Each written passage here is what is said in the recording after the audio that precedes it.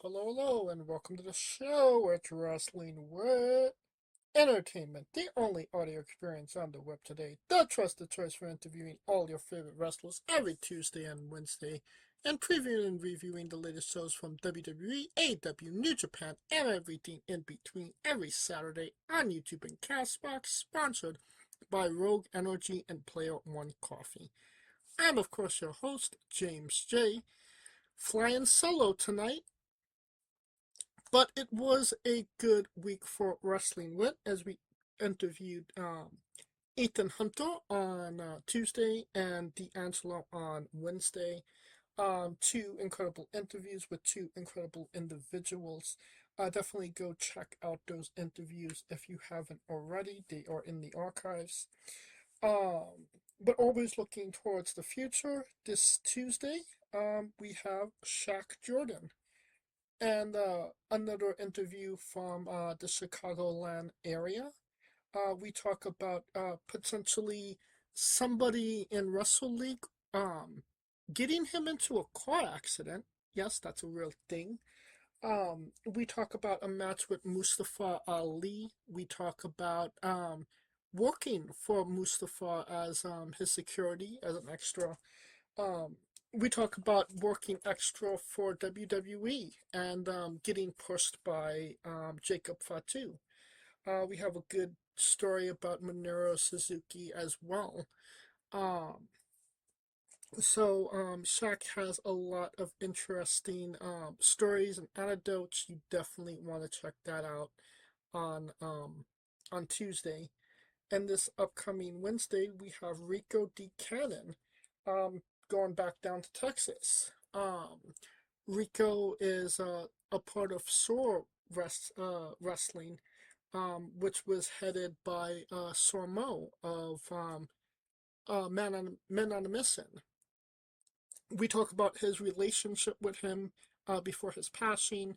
We talk about him not yet graduating from SOAR despite winning multiple championships and being in one of the biggest factions in the company right now. We talk about what does the D stand for in Rico D. Cannon. We talk about his rivalry with children. Uh, we talk we talk about a lot of things. It's a lot of fun in that interview. Definitely go check that one out as well on Wednesday. And then always looking towards the future on the 17th we have Warsaw. On the 18th we have Kid Lat, and on the 25th we have Mo Kelly. So big interviews coming up soon for Wrestling Wit. Check out our social media for information on who we're interviewing, when we're interviewing them, links to those interviews, and more. And yeah, at Wrestling with E. Now that we're done putting ourselves over, well, never putting ourselves done putting ourselves over. James, yeah, I'm just talking to myself as right now. Um, it's a great day for wrestling because we are wrestling with the news, and Hell finally froze over. Demolition is going into the Hall of Fame class of 2026. Uh, a long time coming. They should have been in, a lot sooner than they actually did.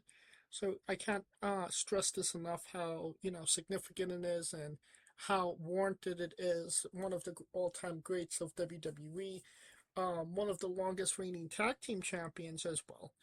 Unfortunately, Crush will not be joining them. It's just Axe and Smash. Um, but I think maybe Crush will get in there at some point. I don't know. They do matches in the Hall of Fame nowadays, so maybe we'll get Randy Savage versus Crush in the Hall of Fame at some point. Oh yeah, that's probably not going to happen, but yeah, very well deserved for Demolition. Um, the Hall of Fame's looking pretty stacked right now with Stephanie McMahon, AJ Styles, Demolition. Um, maybe like two more people will be inducted in a match, but I guess we'll see as time progresses. Um, Something that happened very recently, as recent as Thursday, Road Dogg Jesse James has left WWE as head writer. No longer with the company, no longer writing. Um, a lot of people were happy about this. Not a lot of people were sad about this. Um, I can definitely say that WWE's writing material as of late was, lacking and somewhat lackluster. And I mean, he was in charge of all of that. He was the head of all of that. So, I can't really say, he was doing a bang up job. But I mean, he is an all time great, and I do love, Road Dogg Jesse James. Um, if you believe rumor and innuendo, he wasn't necessarily happy with the company as well. He got a performance review, apparently, that he wasn't all too happy with, which was kind of the clincher of him um, taking his leave. And just so, everybody's aware, he was not fired. He was not let go from the company. He left on his own free will. He asked for his release. Um, so by no means was he fired. And WWE, being the machine that it is, they already have a new head writer. Alexandra Williams is your new head of WWE writing, creative, whatever you want to call it. Um, I can't necessarily say I know much about this individual. I would just say, I'll say this. Either WWE's content is going to get significantly better in the next 2 to 3 months, or it's going to get significantly worse. I don't think that it's going to be any middle grounds here. I think it's only going to be um, one of those two extremes. And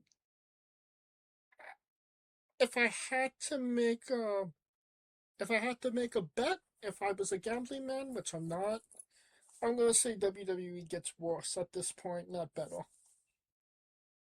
I mean, if you've seen WWE content as of late, um, there's a lot of what the fuck moments.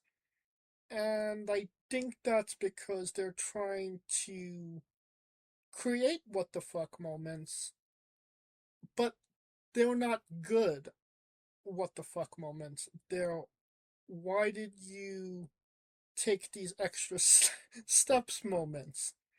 Like for instance, last night on Friday Night SmackDown, Cody has won the WWE Championship from Drew McIntyre. Congratulations to Cody. It was a good match, I would say, and the crowd seemed to be more on Cody's side. But I mean, what was the point of the last 2 months of having Drew McIntyre as heavyweight champion if he was just going to get beat by Cody Rhoads 6 weeks before WrestleMania? And Cody's in the main event now, and Drew is drawn into obscurity. I mean, even Damian Priest is teaming with fucking R-Truth at this point. No disrespect to R-Truth, but like Damian was wrestling Drew McIntyre a year ago at WrestleMania. Now he's gonna get drawn into a tag team. Like these are not things that make sense. Like Damian should have more of a high profile match.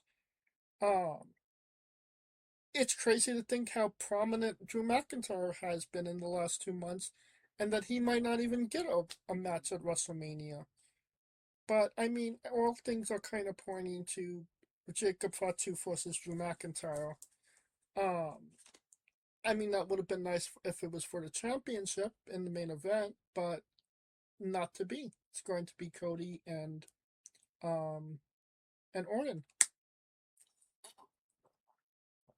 So I think McIntyre versus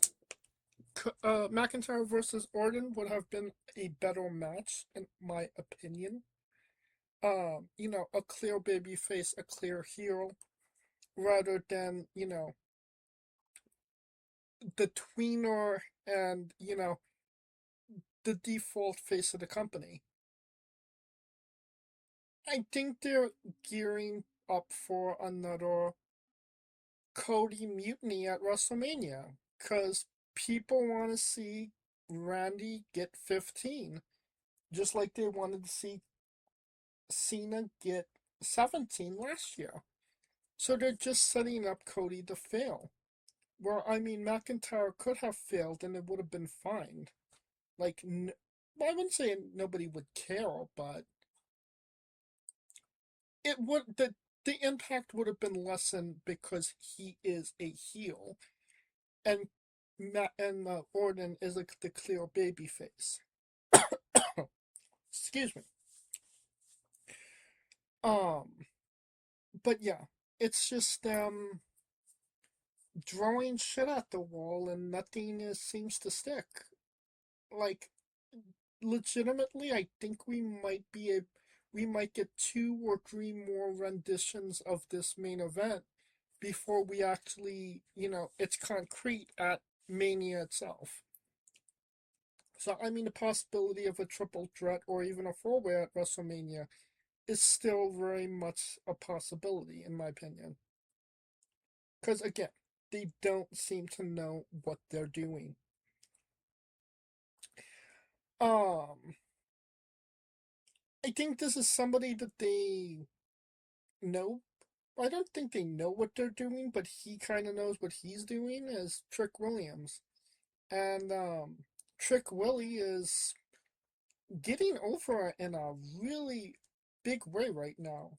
He's one of their hottest superstars, and I mean, he has the gab, he has that aura around him, and I mean, I could have made the argument that they could have gave him the main event of WrestleMania this year, and nobody would really bat an eye. But I digress. It seems like they want to put him against Sami Zayn at WrestleMania. They've been featured together quite often. You know, so it is kind of teased at this point. But like I said, Trick Williams, working as heel, but the crowd is responding to him from as a face. Sammy is going through some, emotional shit at this point. I don't know. But, last night on SmackDown, he asked Randy Orton, how do you just stab somebody in the back like that? Like he did at Elimination Chamber. And, Orton told them, you don't win 14 championships by being a nice guy. You gotta be selfish. Um, so one of the ideas I heard was getting bounced around is a double turn at Mania. Trick goes face, Sammy goes heel. Um, I mean, I think that would be the only reason I would accept a Sami Zayn victory if, he really fucks with Trick.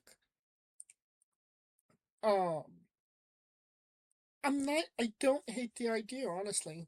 I do like it. I do think that, Sammy needs a fresh paint of coat. Um, he's been still, for a significant amount of time, and he's definitely not going to be winning any championships in the current state that he's in. Um, and I think the crowd has staled on him as well. You know, believability is the biggest thing in pro wrestling, and if people don't buy what you're selling, then the odds are you're not going to be able to sell it. Well, I mean, he's struggling to sell things. Trick Williams is selling ice to an Eskimo, and the Eskimo is buying in bulk at this point. So, if they do turn Trick face, I like the idea, but I really am afraid of the execution. Because if Trick turns face, he needs to maintain what makes him cool, what makes him Trick Williams. All that really needs to change at this point is who he's wrestling. His attitude, his verbiage, how he's presented needs to stay the same. He only needs to change who he's directed at. And I think if they do that, they have lightning in the bottle, and it would not surprise me if he was main eventing SummerSlam this year. Maybe a King of the Ring, heavyweight championship at SummerSlam. One of the two nights.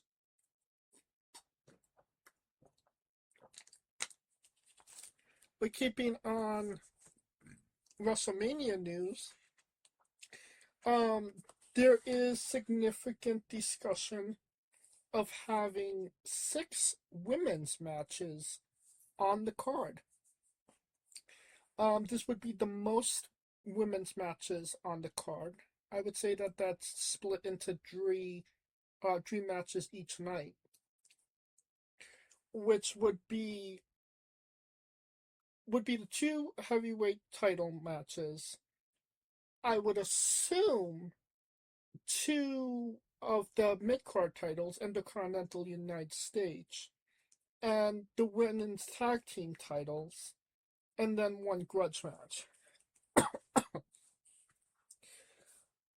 I'm not against the idea, but I do feel like the matches need to be there. They need to have a believability to actually be on the card. Obviously your main title matches are locked in. Liv and Stephanie, gonna be a big match for sure. Rhea and Jade, um, gonna be interesting for sure. Um, all but confirmed at this point, but I have no idea. AJ and Becky, so that's 3 right there. Uh, who's the United States champion right now? I think it's Julia. I would say that the only match that could get onto WrestleMania and be believable as a WrestleMania quality match or an attraction would have to be what is her name? Um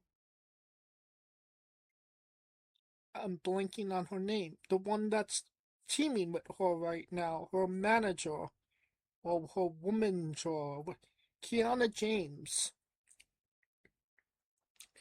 I think if you do Kiana versus Julia, which I don't think 6 weeks is a proper enough time to actually build that match, that would maybe be something, but I couldn't necessarily tell you.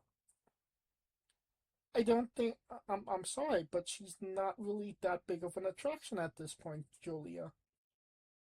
I mean, you could make a spectacle out of Chelsea Green to get Chelsea Green over because she's already won it twice, and I believe Julia beat Chelsea for her title as well. So maybe you could do that, but I mean, there's not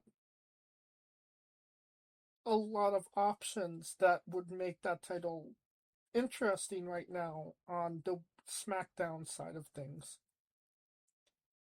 And I mean, we have, the women's tag team championship match, which I mean, you could pack as many people as you need into that match.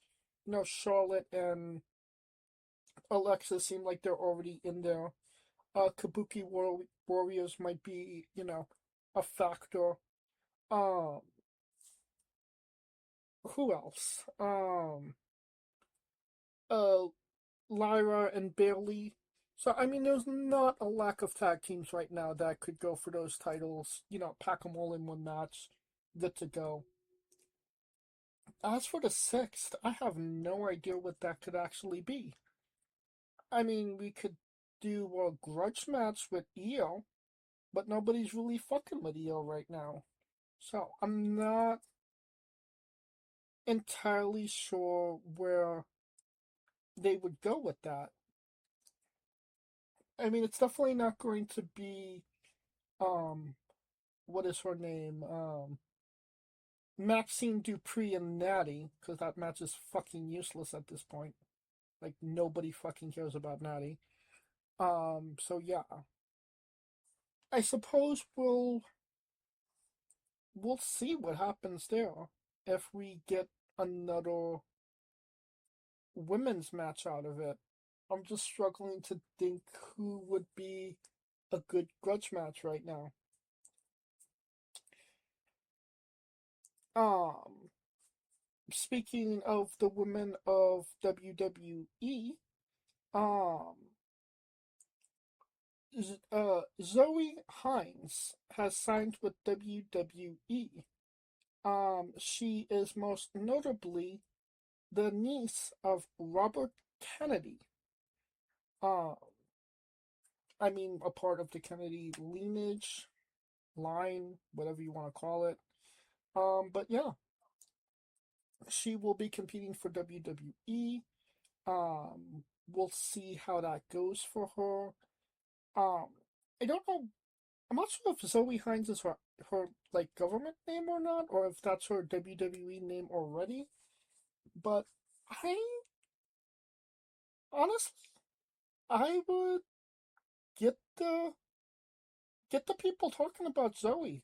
I mean, put her last name Kennedy. I honestly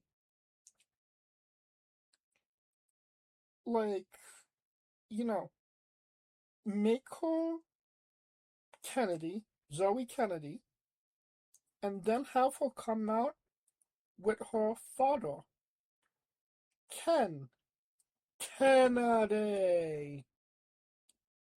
And then you got magic. The Kennedys. That that would put asses in seats, in my opinion. Put her with Ken Kennedy. Bring back Ken Anderson, Ken Kennedy. Say that she's a part of the Kennedy line. Make her, seem like this big, you know. I mean, you could make her heel, face, however you want to do it. But then reveal that, she's not actually those Kennedys. She's a Ken Kennedy. Or I mean, just say that Ken Kennedy is that kind of Kennedy. There's really no limits to how you could do it.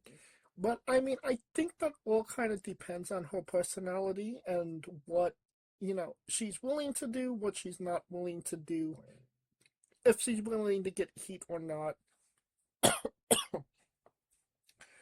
We shall see.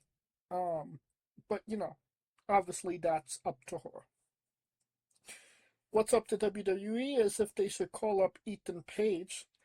Um, if you believe the rumor and innuendo, they say that Ethan Page has at least one more title opportunity against Joe Henry before he gets called up to the main roster. I Considering how wonky, reports are with, when it comes to call ups and things of like that, um, I'm not believing them. I think that we should maybe we'll see Ethan Page wrestle at Stand and Deliver, but I do think that his time in NXT is done, and we're going to see him the night after Mania on Raw. I think the perfect place to place him is on SmackDown with um Chelsea Green. I would absolutely put him to win the United States champion. And if you have Chelsea as United States champion, and then they're the triple uh intergender tag team champions, I mean that's chef's kiss. They're representing America, even though they're Canadians. And it would that gimmick would be all fucking over. I mean, if Kevin Owens is willing to kind of come back before his injury is done and kind of become their manager because he was um a great American as well. I mean, chef's fucking kiss. I think whatever Ethan Dunn does, he'll make chicken salad out of it. He is that good, and he can make the anything he needs to make work. That being said, and I almost forgot about this myself. Somebody that did not make chicken salad was Ricky Saints. He had the Ricky Saints absolute experience on Tuesday. Quite arguably the most cringiest segment in WWE history. Definitely most cringiest in NXT history by all means. Um, Definitely up there with all of WWE as well. He sang horribly. Um, you can even kind of see on his face that he is uncomfortable with what he's doing. And I mean, Ricky is not a shy person. So, I mean, it was so bad that WWE actually took it off of their YouTube page. The full segment because it was that bad. Um, so yeah, I think that this is going to be a segment that we talk about for quite some time, something polarizing, and something that's not going to show Ricky in the best of light, but I mean, it is what it is. I mean, only so many people could make something like that good. And, Ricky is good at what he does, but when you make somebody do something that they're uncomfortable doing, obviously it's not going to work out as well as it could. So there's that. Um, that being said, they had bad plans for Ricky Saints, but they have no plans for Powerhouse Hobbs or Royce Keys, as they call him now.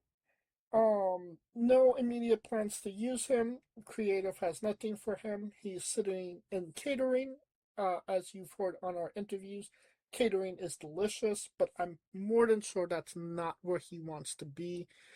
Um, More than likely, we shall see him do something after WrestleMania. These next 6 weeks are vital for, you know, building up a card that will actually sell out an arena for 2 nights. And I'm sorry, but Royce Keys is not going to be one of those people. So I do think that we're going to see more Royce Keys after WrestleMania than we are prior to WrestleMania. Um, where he actually lands, that's a good question. I have no idea. But I'm sure they'll find something for him to do. Um, Now on to AEW news, which wasn't a lot this week, but what did happen was, I mean, you could call it significant. I don't fucking know. David Finley, Gabe Kid, and Clark Connors have all signed with AEW. They are part of the company. They are known as the Dogs. Obviously in New Japan they were the War Dogs, so they have not no longer warring or in war or going to war. Um, Now they're just sitting on the floor. Um, yeah. So the War Dogs in AEW. Yay? Question mark. I would say that for for David's sake and Gabe Kid's sake, this was quite arguably the best place for them to land. They were not going to be significant players on the main roster or even NXT. I mean, they're good hands, but they're not main eventers, unfortunately. Um, David Finley got where he was by process of elimination, not because he actually rose to the occasion. I will say that he did a good job in the place that he was, but unfortunately, it's not saying a lot because it was at quite arguably the worst time to be a New Japan fan. I mean, it's not his fault. He did the best that he could with what he was given. Um, Gabe Kidd, I'm sorry, bit of a liability. He's not the most mentally, fit individual. No shame on that. No slack on him. But I would say that he's not somebody WWE would want, in a from a PR standpoint. Again, just my opinion. Clark Connor's good guy. Um, he's there, so maybe he could do something? Question mark. I mean, on his side of things, he just needs he just needs for me to remember who the fuck that he is, and I think he'll be okay. Because the only one that I remember from that class is Carl Fredericks, and he was WWE, has since retired. So, yeah, make me remember who you are, Clark Connors. Do that, maybe you'll get over.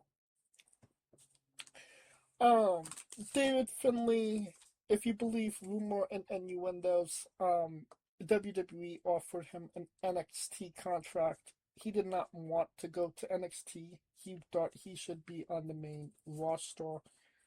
That was non-negotiable on both sides. They obviously had an impasse and it did not work out. I would say, from David Finley's standpoint, you know, it would have been unfair because, what kind of gate, like, the only people that made it to the main roster was AJ Styles. And I mean, he's AJ fucking Styles, so it's right that he skipped NXT. So, I mean, what gave, you know, David Finley the right to skip, NXT and go to the main roster? So, from WWE standpoint, like, yeah, why can't you just do what everybody else does? But then you watch WWE programming in the last couple of weeks, and okay, why didn't fucking Danhausen go to NXT? Why didn't Royce Keys go to NXT? I mean, he still might, but I mean, how did how did Danhausen skip the line? So I mean, I get where David Finley is like, you know, fucking Danhausen gets to be on the main roster, but I can't. No, fuck that. I mean, maybe they'll do something with David Finley, but considering that Jay White hasn't won a world title in AEW, I highly doubt he's going to do any better than him. Gabe Kid, I'm sure he's just happy to be employed. So, kudos to all those guys. Alright, I believe that will be it for the news. And now a quick word from our sponsors. Hey folks, this is the Colossal Mike Law, and you are listening to Wrestling with Entertainment. Enjoy the show, support these guys. We appreciate it very much. We'll see you at ringside.